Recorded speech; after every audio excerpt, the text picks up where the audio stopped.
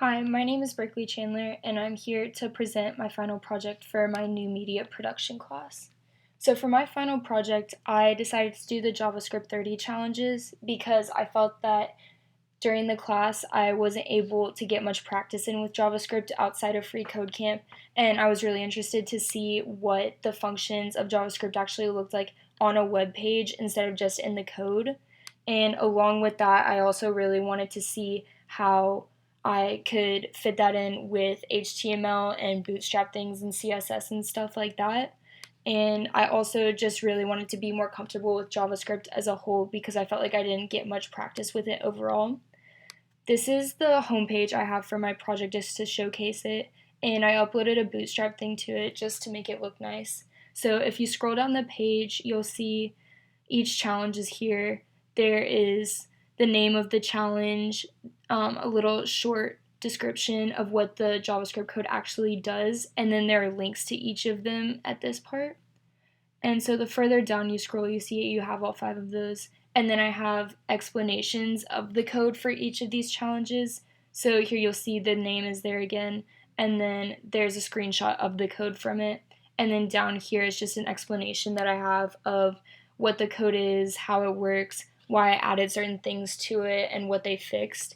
And along with that, here you can see that I have the corresponding lines written out there, so it's easy to go back and forth between these two and understand which part of the code I'm explaining at each part. So if you scroll down even further, you just see the other 4 descriptions for each of them. And then below all 5 of those, you'll see the reflection I have for the project as a whole. I really enjoyed doing this project, and so I found it super interesting, and I'm really glad I clicked it. And then if you go down here and you click this, it takes you all the way back up to the top just to make things a little bit easier. And up here I have a nav bar for each of those things. So if we go back down to the challenges, I'll just show you a few of them.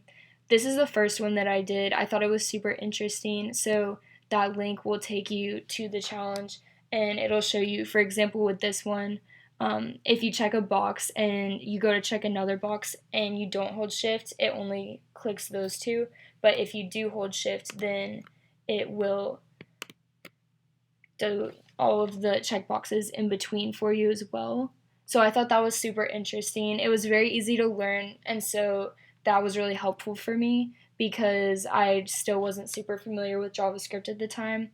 But you can see the further on I go, the more challenging the code itself was, so I really enjoyed doing that.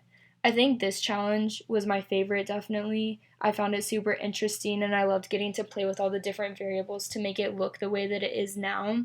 So for this one, it's a canvas where if you press down on the mouse and drag it across the screen, it draws a line and it changes size and color, which I just found super interesting to be able to do that. So overall, I think this is definitely my favorite challenge that I did, my favorite thing I learned all semester. I loved being able to build this homepage for it. I'm really happy with how it looks and how everything turned out.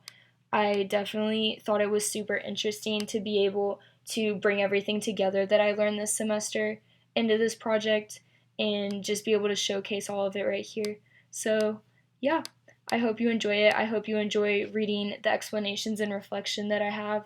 And I just want to say thank you for teaching me this semester. This is my favorite class I've ever taken so far in college, and I'm really excited to be able to continue my new media certificate. Thank you.